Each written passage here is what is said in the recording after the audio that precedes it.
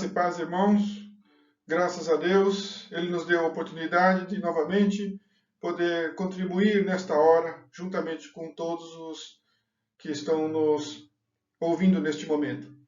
Que você possa se juntar conosco e chame, convide sua família, os integrantes, os visitantes da sua casa e dedique-se neste momento, apenas uma hora. Você poderá louvar ao Senhor, cantar hinos ao Senhor, falando do seu amor, da sua graça, narrando as excelências de Deus, isso é louvar a Deus, e o adorar, falando de quem Deus é, né? Dele ser, em sua essência, um Deus de paz e maravilha, um Deus todo-poderoso, nosso Salvador. E beneficie-se também da palavra de Deus, da mensagem que será ministrada logo após. Oremos então. Senhor Deus e Pai, em nome de Jesus, estamos em Tua presença. Pedimos ao Pai que o Senhor nos oriente. A cada um, ó Deus, nos dando graça, Pai. Nos ajude, Senhor, para que possamos meditar na Tua palavra, focar, Senhor, e não dispersar neste momento. Nos ajude, ó Pai, porque em nossas casas é muito mais difícil, porque há outros eventos que acontecem paralelamente. Te pedimos no nome do Senhor Jesus. Quero ler aqui 2 versículos apenas no livro de Salmo, no Salmo 1, né, verso 1 e 2. Bem-aventurado é aquele que não anda no conselho dos ímpios, não detém no caminho dos pecadores, nem se assenta na roda dos escarnecedores. Pelo contrário, o seu prazer está na lei do Senhor, e na sua lei medita de dia e de noite. Deus abençoe a todos e um bom culto. Romanos, capítulo 15, do versículo 14 ao 33. A explicação de Paulo. E eu mesmo, meus irmãos, estou certo de que vocês estão cheios de bondade, têm todo o conhecimento e são aptos para demonstrar uns aos outros. Entretanto, eu lhes escrevi mais ousadamente, como para fazer com que vocês se lembrem disso outra vez, por causa da graça que me foi dada por Deus, para que eu seja ministro de Cristo Jesus entre os gentios, no sagrado encargo de anunciar o Evangelho de Deus, de modo que a oferta deles seja aceitável, uma vez santificada pelo Espírito Santo. Tenho, pois, motivo de gloriar-me em Cristo Jesus nas coisas concernentes a Deus. Porque não ousarei falar sobre coisa alguma a não ser sobre aquelas que Cristo fez por meio de mim, para conduzir os gentios à obediência, por palavras e por obras, por força de sinais e prodígios, pelo poder do Espírito de Deus. Assim, desde Jerusalém e arredores até o Ilírico, tenho divulgado o Evangelho de Cristo, esforçando-me deste modo por pregar o Evangelho, não onde Cristo já foi anunciado, para não edificar sobre alicerce alheio. Pelo contrário, como está escrito, aqueles que não tiveram notícia dele o verão, e os que nada tinham ouvido a respeito dele o entenderão. Os planos de Paulo. Essa foi a razão por que também muitas vezes fui impedido de visitá-los. Ora, não tendo mais campo de atividade nestas regiões e desejando há muitos anos visitá-los, penso em fazê-lo quando em viagem para a Espanha. Pois espero que, de passagem, eu possa vê-los e que vocês me encaminhem para lá, depois de haver primeiro desfrutado um pouco a companhia de vocês. Mas agora estou de partida para Jerusalém, a serviço dos santos, porque a Macedônia e a Acaia resolveram levantar uma coleta em benefício dos pobres dentre os santos que vivem em Jerusalém. Isto lhes pareceu bom, e de fato lhes são devedores.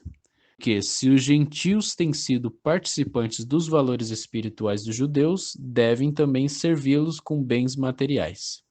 Tendo, pois, concluído isto e havendo-lhes consignado este fruto, irei à Espanha, passando por aí. E bem sei que, ao visitá-los, irei na plenitude da bênção de Cristo. Paulo pede as orações.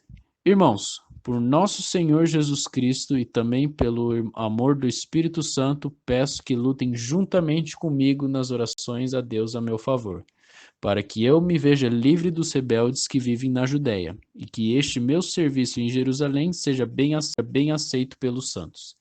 Isto para que, pela vontade de Deus, eu chegue à presença de vocês com alegria e possa ter algum descanso na companhia de vocês. E o Deus da paz esteja com todos vocês. Amém.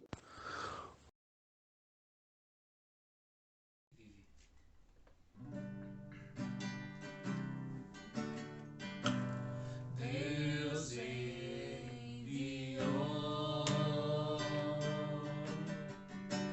seu Filho amado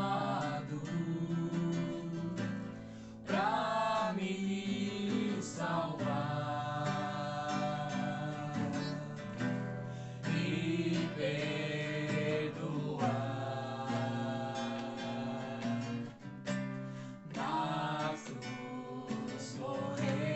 Na cruz morrer por meus pecados,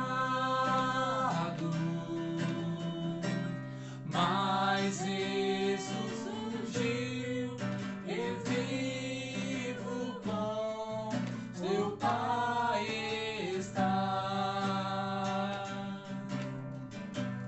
porque Ele vive. Posso crer no amanhã, porque Ele vive. Temor não há, mas eu nem sei, eu sei que a minha vida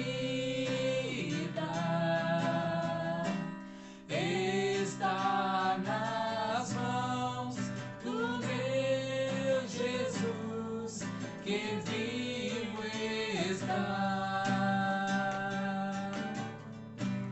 E quando enfim chegar a hora em que a morte enfrentarei,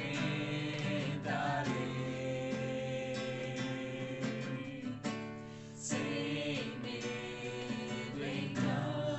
medo então, terei glória, verei a glória, o meu Jesus, que vivo está, porque Ele vive. Posso crer no amanhã, porque Ele vive. Temor não há, mas eu bem sei, eu sei que a minha vida está nas mãos do meu Jesus, que vivo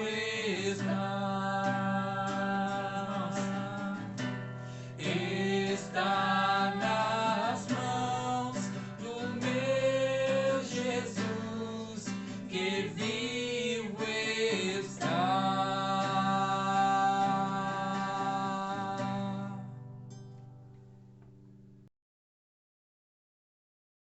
E que tu enche a minha vida.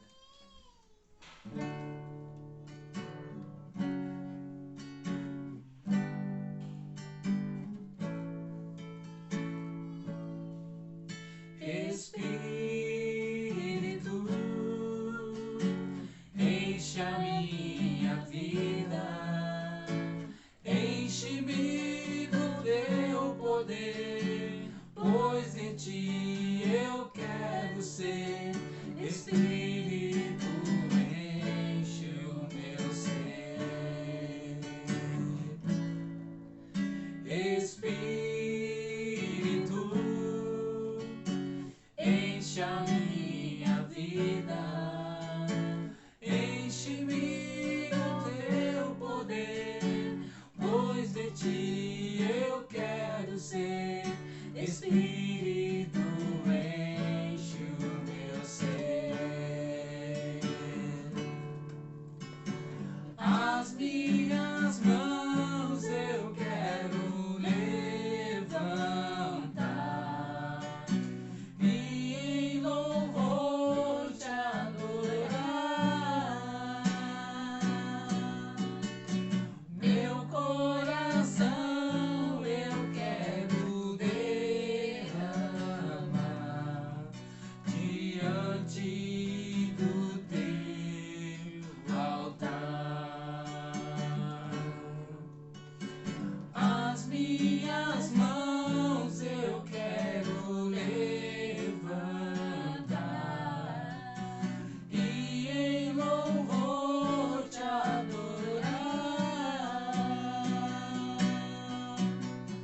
Meu coração eu quero derramar diante do teu altar. Espírito, enche a minha vida, enche-me do teu poder, pois de ti eu quero ser. Espírito, enche o meu ser. As minhas mãos eu quero levantar e em louvor te adorar.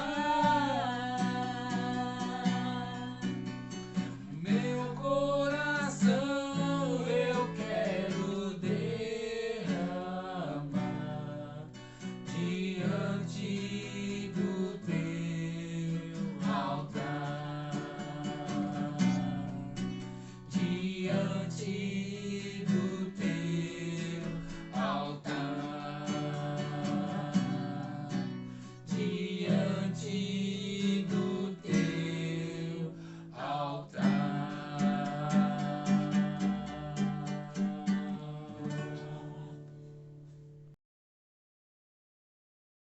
O amor do nosso Deus. Amém? Amém. Jesus deixou toda a sua glória, veio ao mundo como homem pra nos salvar, viveu aqui e conheceu nossas dores, mas tudo ele sofreu e venceu em nosso lugar, pra nos mostrar que o Criador, o único Deus, nos ama e deseja restaurar. Seu perdão vai além dos céus, nenhum monte é tão alto, nenhum vale tão profundo como o amor do nosso Deus. Grande, tão grande, alto, tão alto, fundo, profundo, é maior que o mundo, mas é pequeno, cabe lá dentro do coração de quem se entrega ao Salvador. Jesus deixou toda a sua glória, veio ao mundo como homem pra nos salvar, viveu aqui e conheceu nossas dores, mas tudo ele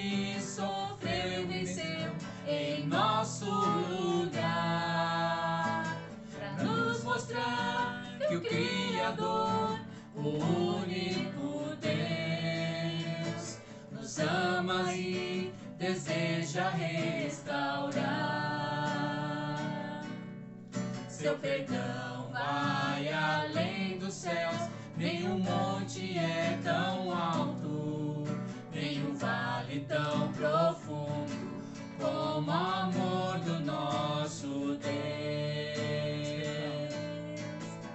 Grande, tão grande, alto, tão alto, fundo, profundo, é maior que o mundo, mas é pequeno, cabe lá dentro do coração de quem se entrega ao Salvador. Você também, meu amigo, precisa abrir o seu coração e receber o amor de Deus, se entregando a Jesus. Grande, tão grande, alto, tão alto, fundo, profundo, é maior que o mundo, mas é pequeno, cabe lá dentro do coração de quem se entrega ao Salvador.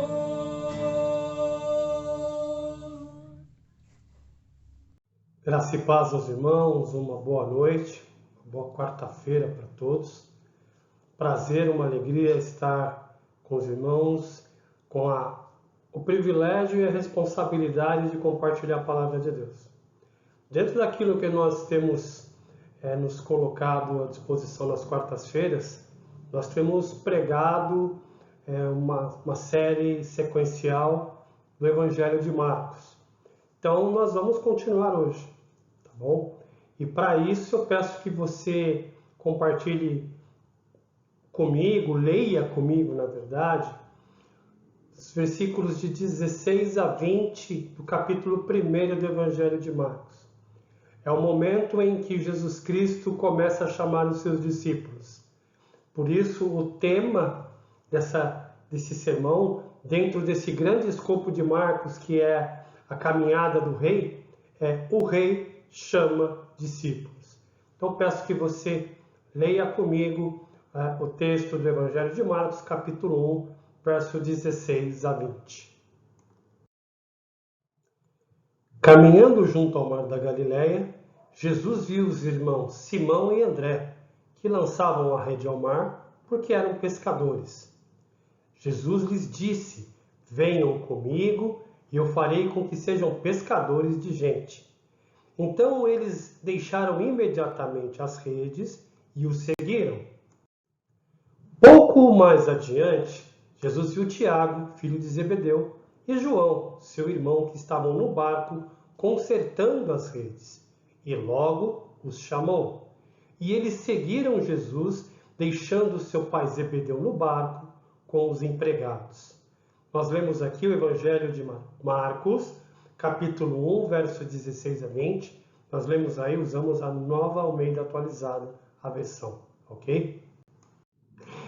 Inicialmente, meus irmãos, uma primeira ideia que nós precisamos ter em mente é que após o seu batismo e a sua tentação, Jesus Cristo ele começa a fazer uma das suas primeiras ações práticas ali na Galileia. E essa ação é justamente a que nós lemos aqui, versículo 16 a 20 do capítulo 1 de Marcos. Ou seja, Jesus Cristo ele começa a convocar os seus primeiros discípulos. Ele começa a recrutar os seus primeiros discípulos. Jesus é o rei, só que ele é um rei diferente. Ele é um rei que é servo. Ele é o rei de um reino diferente, porque é um reino de amor e paz. E ele começa ali na Galileia a recrutar esses primeiros homens que dariam continuidade ao ministério, a pregação, a propagação do Evangelho após a morte e ascensão de Jesus Cristo. Ou seja, Jesus ele convoca aqueles que dariam continuidade à propagação do reino de Deus entre os homens. E ele convoca aqui os seus primeiros discípulos. Antes de passarmos para os pontos a seguir, uma pequena harmonização, digamos assim, dos evangelhos, porque é o seguinte, nós temos esse relato em Marcos, Marcos, Mateus e Lucas. Os relatos de Marcos e Mateus são muito parecidos, mas o de Lucas, ali Lucas capítulo 5, versículo 11, é um pouco diferente. Há ali o ambiente de praia, há pescadores, mas também há ali a pesca milagrosa, há Jesus Cristo afastando o barco na água e subindo nele para pregar para as multidões. Tanto o relato de Marcos como de Mateus são um pouco mais sucintos e não tem esses detalhes de Lucas. Uma pergunta que pode ser feita é por que essa diferença? É que muito possivelmente os relatos de Mateus e Marcos podem até ser o mesmo, no mesmo momento. Porém, o de Lucas, ele narra um outro momento em que Jesus pregava ali na Galileia, em que Jesus recrutava os seus discípulos, porém, incluindo as coisas como a pesca maravilhosa que não se encontra em Marcos e Mateus. Então, essa questão, assim, só para esclarecer os irmãos, Lucas possivelmente ele narra um outro momento da pregação de Jesus ali na Galileia, um outro momento em que ali há a pesca maravilhosa, há a pregação em cima do barco, às margens do Mar da Galileia, e ele acopla isso ao chamado dos discípulos. Então, sendo assim, meus irmãos, eu quero compartilhar com os irmãos 3 fatos ou 3 ideias sobre esse momento singular, esse momento em que Jesus começa a chamar os seus discípulos. Então, a partir das próximas lâminas, eu quero compartilhar 3 fatos, destacar 3 fatos sobre esse início maravilhoso do ministério de Jesus entre os homens, esse início em que ele começa ali às margens do Mar da Galileia a chamar os seus discípulos. O rei Jesus, ele começa o seu ministério na Galileia. Ele começa chamando discípulos. E é justamente essa a base do nosso primeiro ponto. O rei começa pela Galileia. Versículos 16, 19 e a parte A do versículo 20. Num primeiro momento, olhem só, o versículo 16. Caminhando junto ao mar da Galileia. Esse caminhando tem um tom meio que despretensioso, não há um encontro marcado. Jesus ele caminha, ele anda pela Galileia, pelo mar da Galileia. Ele não marca encontro, ele não é rígido na sua, digamos, estratégia. Jesus Cristo ele caminha e ele junto ao mar da Galileia e ele vê ali pessoas. E ele a chama. Só que esse chamado não é de um igual para um igual. Esse chamado é de alguém maior, de alguém superior. Não é no sentido horizontal, mas no sentido vertical, de cima para baixo. Jesus Cristo, o Filho de Deus, ele anda entre os homens, o Filho de Deus encarnado entre os homens, ele anda ao mar da Galileia, junto ao mar da Galileia, e ele chama aquelas pessoas, ele vê aquelas pessoas com um olhar de uma qualidade totalmente diferenciada de qualquer outro homem. Jesus Cristo, num primeiro momento, ele vê ali os irmãos Simão e Pedro, e o que eles faziam, né? Eles lançavam redes ao mar porque eram pescadores. Possivelmente, se você for lá em João 1,35 em diante, você vai ver que quando Jesus está andando e João Batista fala para os seus discípulos, olha, eis o Cordeiro de Deus que tira o pecado do mundo, eis aquele que eu não sou nem digno de desabotoar as suas sandálias. Nós vemos ali em João 35 que 2 discípulos, João fala isso para os seus discípulos, 2 desses discípulos começam a seguir a Jesus. Possivelmente, esses 2 versículos de João 1,35 em diante, são justamente Simão e Pedro. Ou seja, Simão e Pedro conheciam a Jesus, sabiam quem era Jesus, eles eram discípulos de João Batista e possivelmente antes desse momento eles já tinham tido contato com a mensagem de Jesus Cristo. Os irmãos Simão e André, eles lançavam redes ao mar, porque eram pescadores. Muitos veem essa questão do porquê eram pescadores, essa ênfase, né? Jesus Cristo chamando pescadores. Muitos veem uma referência lá em Jeremias 16, a parte A. Jeremias capítulo 16 fala sobre uma profecia sobre o exílio e o livramento de Israel. E no versículo 16 desse capítulo 16, eu vou ler aqui na NVI, tá bom? Que é a Bíblia que eu tenho aqui impressa na mão. Está escrito o seguinte: enviarei muitos pescadores para que vos pesquem, diz o Senhor. Ou seja, o livramento de Israel do exílio, né, a sua restauração, seria dada como se Deus estivesse enviando pescadores para pescar peixes, tirá-los do mar. Então, nesse primeiro momento, Jesus, de uma maneira muito despretensiosa, caminhando, possivelmente ele ficou de João 35 até esse momento. Muitos comentaristas dizem que se passou em torno de 1 ano.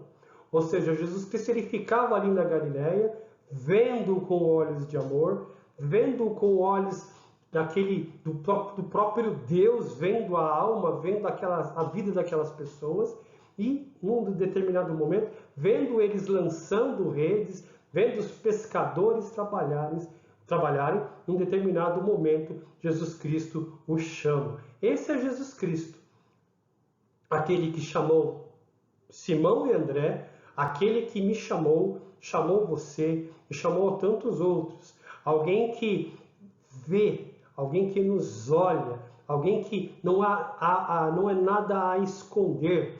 Pelo contrário, em nossa vida, diante desse olhar santo do Filho de Deus, só há demérito, só há impureza, só há imerecimento. Mas assim como ele amou Simão e André e o chamou, ele amou e chamou a mim e a você. Num segundo momento, eu quero compartilhar aqui um mapa, né? Espero que esteja aí, vocês estejam tendo condições de ver, só para a gente ter uma ideia de onde é a Galileia, tá? Galileia é o norte de Israel, né? E você pode perceber, aqui, olha, tem à sua esquerda, no meio do mapa, tem Caná, né? Caná da Galileia, onde Jesus ali, ele realizou o seu primeiro milagre, o casamento de Caná. Um pouquinho mais para baixo de Caná tem Nazaré. Nazaré ali onde Jesus Cristo viveu um bom tempo. Essa região à direita do mapa tem Gergesa. Aqui é chamada de as 10 cidades, ou Decápolis, né? Jesus Cristo, em determinado momento, lá em Marcos 5, ele atravessa esse mar e vai lá libertar o endemoniado gadareno, né? O Gesareno. Então percebam que esse primeiro local de base de Jesus, Galileia, ele era um lugar ao norte, ele era um lugar afastado, mais assim, longe da capital Jerusalém. Se você descer numa linha reta aqui, não está aparecendo para vocês, mas Jerusalém fica em torno de 150 quilômetros. Aqui, percebam que nesse lago, né, na verdade a gente fala Mar da Galileia, mas é um lago.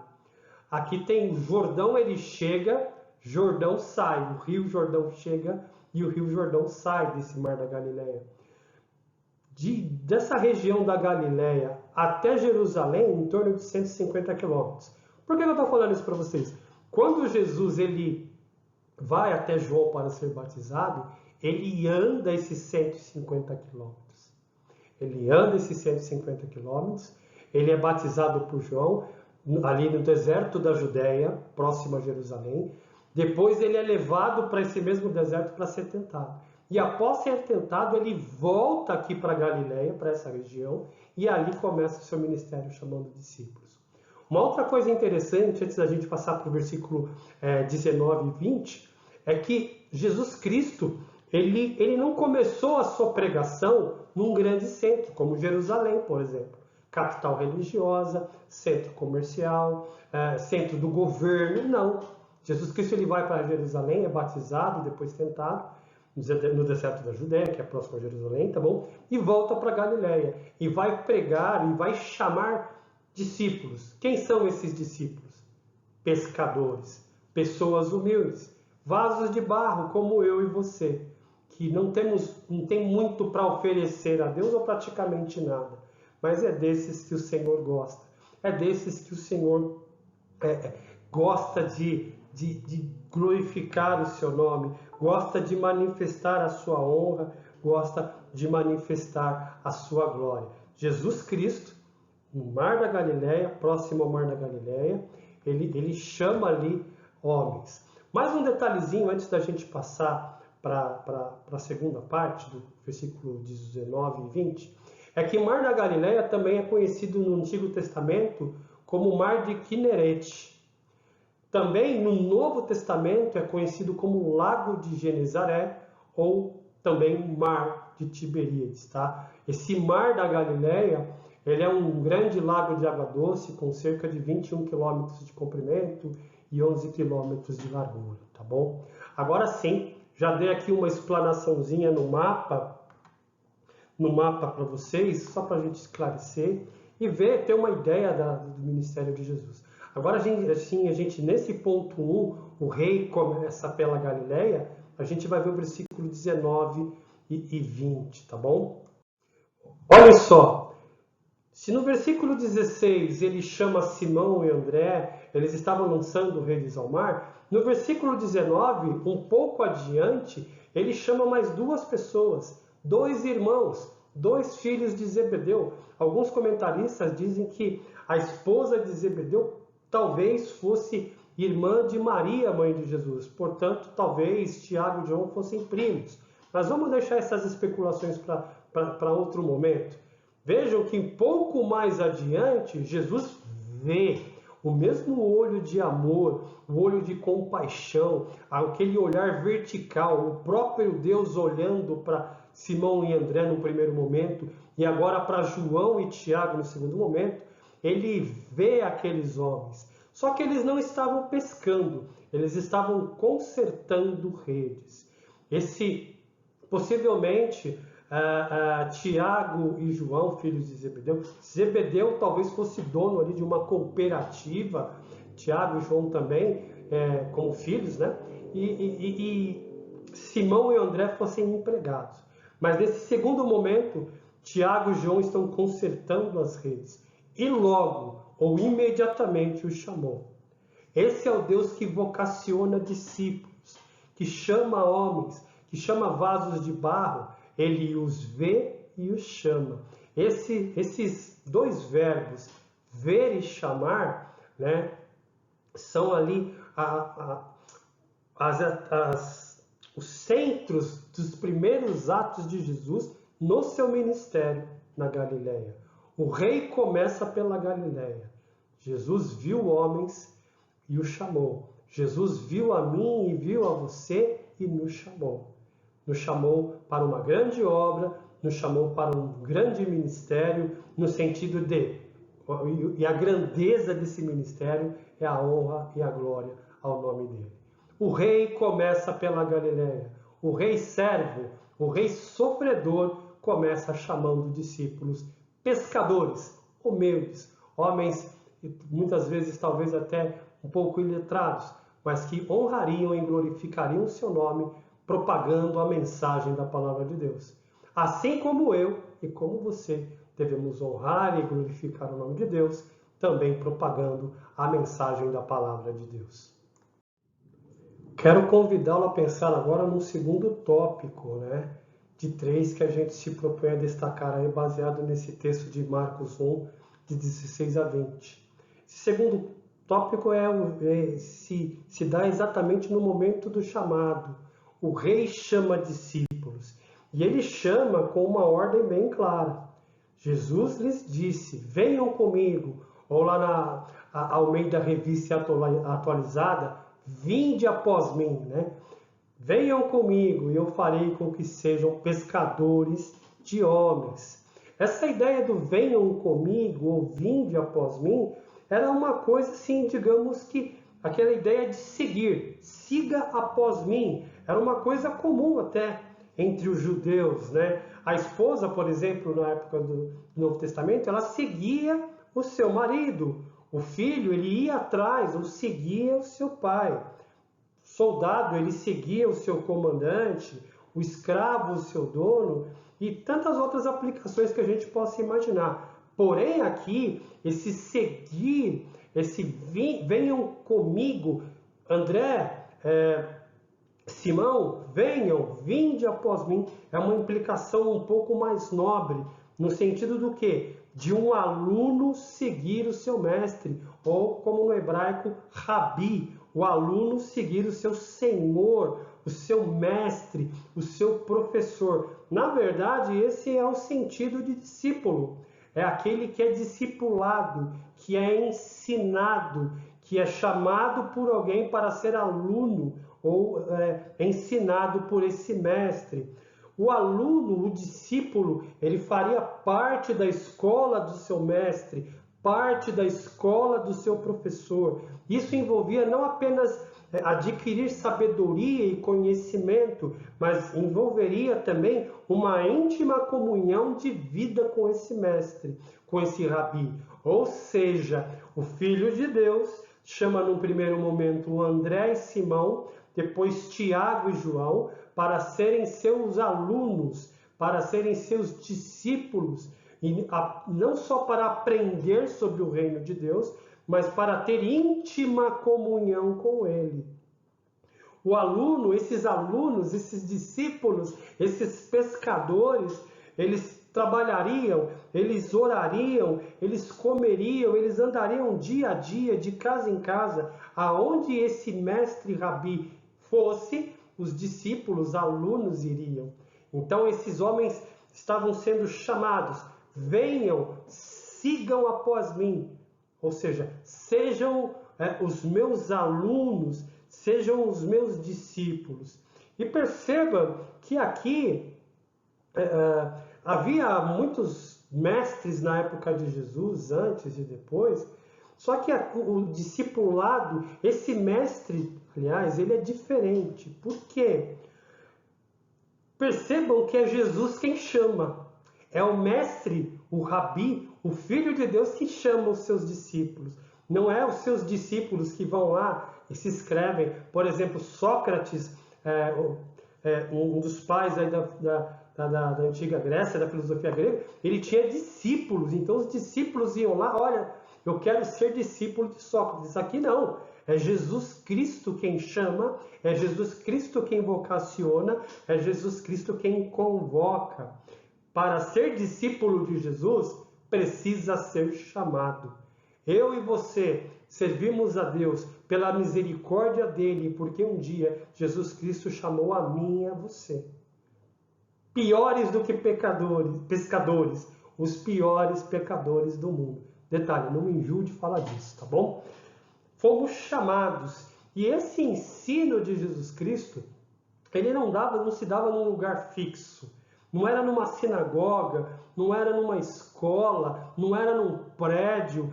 Era, muitas vezes, à beira do caminho, era à noite em volta da fogueira, era na viagem de um ponto a outro, muitas vezes em rotas de fuga, no relento, no deserto, debaixo do sol. Esse é o discipulado radical de Jesus Cristo. Segui-lo, ir após ele aonde quer que for. Aonde quer que o mestre fosse, Jesus fosse, os discípulos deveriam ir. E fica aqui para a gente. Sermos discípulos, alunos desse mestre, no sentido de que devemos aprender dele aonde quer que for. Não há um momento exato, um local exato para aprendermos as lições do bom mestre. A nossa vida é uma vida de aprendizado, é uma vida de constante busca, de constante aperfeiçoamento em Cristo Jesus. Não havia troca de professor nem formatura.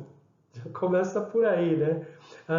O vínculo não estava na matéria a ser aprendida, mas na pessoa.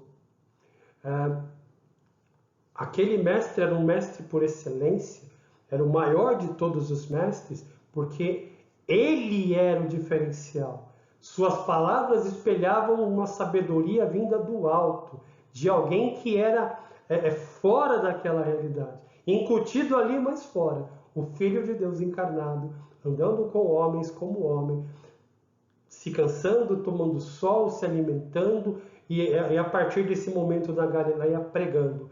Jesus chama os discípulos. Jesus, ele me chama você, não para uma vida de comodismo, de uma vida cativa, em cadeira cativa, não. É uma vida de constante aprendizado, é uma vida de constante discipulado, é uma vida também de fazer discípulos.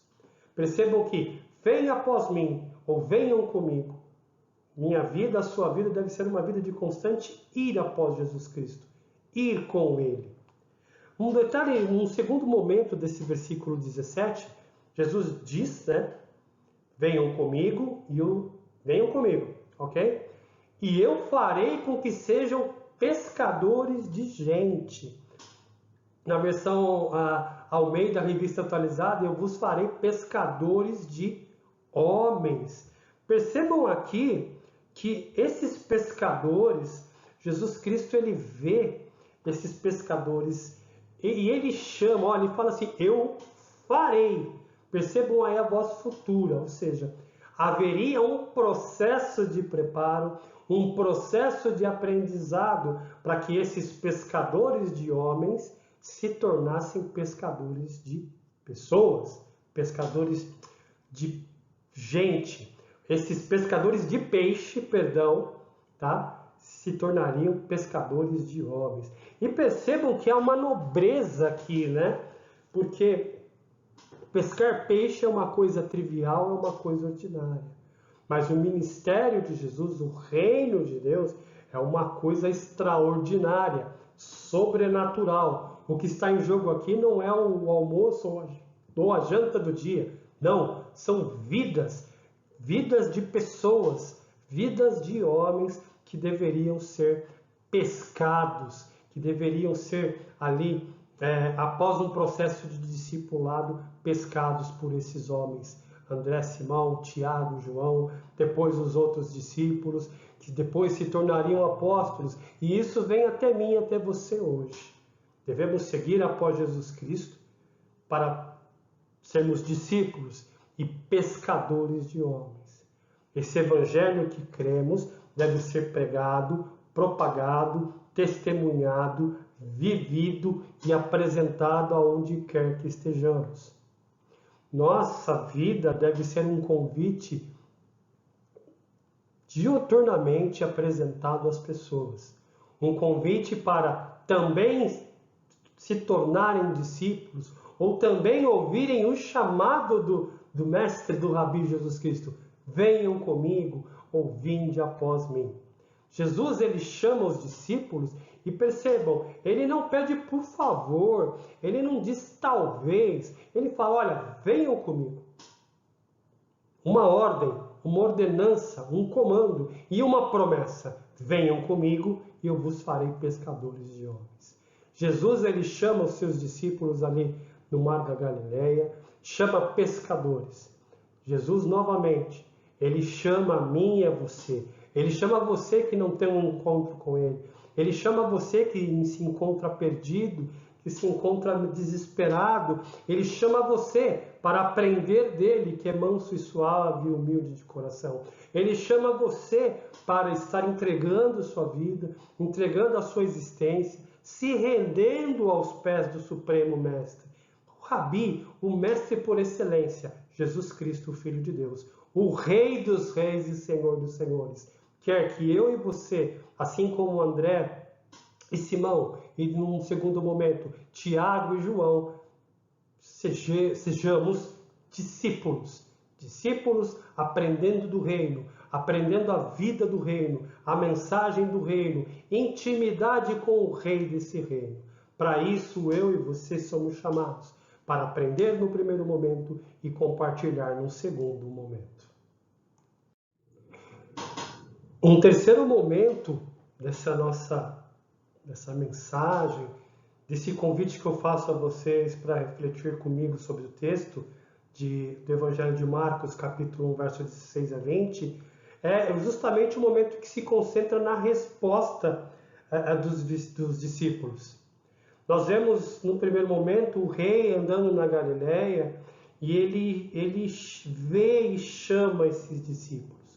No segundo momento, nós vemos esse rei, ao chamar esses discípulos com uma ordem direta: vinde após mim, ou venham comigo, que eu vos farei pescadores de homens ou pescadores de gente. E a resposta desses discípulos?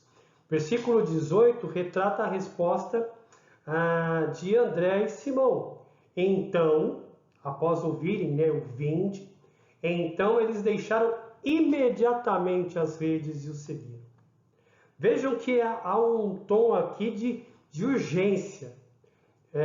Marcos ele expressa que imediatamente ao ouvirem a convocação do mestre, eles é uma expressão especial. Imediatamente ao ouvirem a convocação do mestre, eles deixam as redes, eles deixam a sua profissão e o seguem. Perceba que a convocação é dura, ela é direta, ela é penetrante. Mas esses que foram chamados para ser seus discípulos, eles não ficam gemendo e suspirando, não há uma luta, não há uma refutação, eles não pensam duas vezes antes de se desligarem do seu ofício para seguirem a Jesus. Perceba que esse chamado não é um chamado comum, é Deus chamando homens para ser discípulos. Jesus, Deus, o Filho de Deus, o Deus em essência, chamando homens para ser discípulos. E quando Deus chama, no sentido de chamar para a salvação, chamar para um momento, para a missão, chamar para a obra, chamar para ser discípulo, o que fazer? O que eu e você podemos fazer? O que André e Simão, no versículo 18, puderam fazer?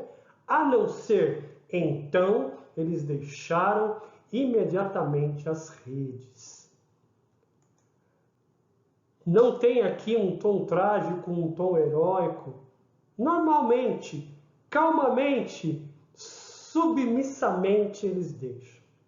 No segundo momento, a parte 20b, e eles quem? Tiago e João, seguiram a Jesus, ou eles foram após Jesus, foram após os passos de Jesus. E eles ainda, Tiago e João, eles deixam o negócio da família e deixam seu pai, seu pai Zebedeu no barco com os empregados. Ou seja, Tiago e João, André e Simão deixam os seus afazeres ordinários, triviais, para um afazer maior, um chamado maior, serem discípulos de quem? Do Filho de Deus. Tiago e João, eles seguem a Jesus, eles também atendem ao vinde após mim, e eu vos farei pescadores de homens. E eles deixam o seu pai, isso é digno de nota. Eles deixam o ramo de pesca e deixam o seu pai Zebedeu. Aqui Zebedeu no barco com os empregados, dá a entender que Zebedeu, Zebedeu e sua família não eram pescadores comuns, eles eram donos do negócio. Os discípulos atendem o chamado do rei. Eu e você somos chamados para fazer a vontade de Deus, chamados para servir a Deus, chamados para ser discípulos, seguir os passos de Jesus. Assim como ele fez discípulos, eu também devo fazer discípulos. Assim como aqueles homens eram pescadores de peixes e se tornaram pescadores de homens, o crente, o cristão também deve ser um pescador de homens.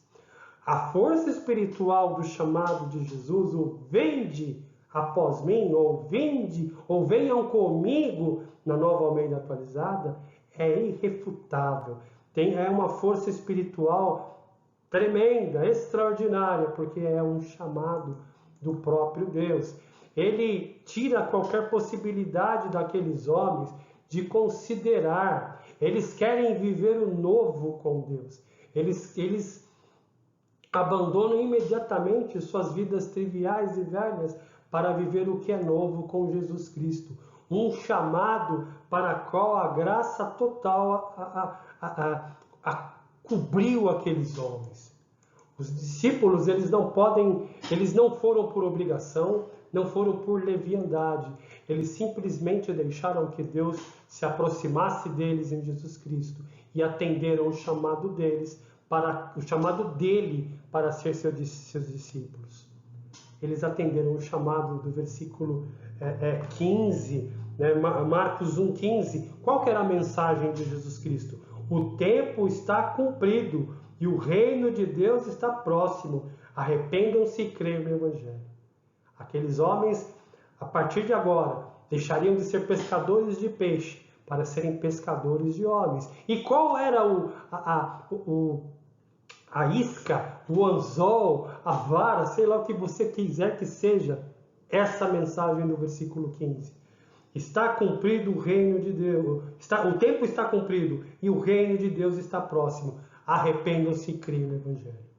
Jesus Cristo faria aqueles homens pescadores. E essa seria a mensagem desses pescadores. Temos aqui 4 discípulos. Esses 4 discípulos que são mencionados dos versículos 16 a 20 são Simão ou Simão Pedro. E esse Pedro impetuoso que se tornaria o líder dos 12, que depois, posteriormente, após a ascensão de Jesus Cristo, ele seria citado, o nome dele seria o primeiro nome em todas as listas dos apóstolos, tanto em Mateus como em Marcos, Lucas e lá em Atos 1,13. O irmão de Pedro, que é André, esse André é aquele que está sempre trazendo pessoas a Jesus. Esse discípulo é aquele que sempre está fazendo discípulos. Você pode ir lá em João 1, 40 a 42, João 6, 8 e 9, Mateus 14, 18 e João 12, 22. Temos também Tiago, né, filho de Zebedeu. E olha que interessante. Tiago, ele é o primeiro dos 12 a ser martirizado, em Atos 12, 1, 2. João, ele era o discípulo querido, né? Aquele que morreu de causas naturais, o único ali que não foi martirizado, né? Ele morreu naturalmente, mas sofreu muito. Então vocês percebam que esses 4 primeiros versículos, eles têm papéis ímpares na narrativa bíblica. Mais especificamente, Tiago, Pedro e João. Esses 3 eram os mais próximos de Jesus Cristo. Homens que eram pecadores, homens que eram pessoas simples, homens que trabalhavam e labutavam na sua vida, mas que um dia estiveram sobre o olhar do Mestre. Um dia foram chamados por esse Mestre. Um dia foram tornados de pescadores de peixe para pescadores de homens. Os discípulos atenderam à santa convocação do Rei. O Rei convoca a mim e a você hoje. Qual é a nossa resposta? Seremos tão magnetizados como esses homens foram?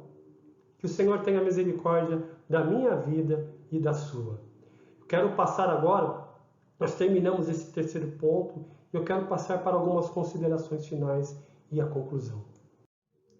Como conclusão, eu extraí esses pontos do comentário do professor Itamir Neves. Ele foi meu professor de Novo Testamento na Faculdade Teológica Batista, e mais algumas coisas para a gente pensar, né, sobre a experiência desses discípulos, o Jesus vocacionando e chamando eles para ser discípulos e pescadores de homens. Uma primeira ideia que Tamir Neves no seu comentário dá é que seguir a Jesus aceitando o convite, aceitando o vinde após mim. Seguir a Jesus é ir após Jesus. Não é fazer carreira solo, é seguir os passos de Jesus. Uma segunda ideia é que seguir a Jesus implica em ser treinado por Jesus, aceitando, se submetendo ao eu vos farei, lá do verso 17, né? Vinde após mim, que eu vos farei pescadores de homens. Uma outra ideia é a disposição para ganhar homens, aceitando o chamado para ser pescador de homens. Ou seja, a ideia de ser de propagador, o proclamador desse grande querigma que é a grande mensagem do Evangelho.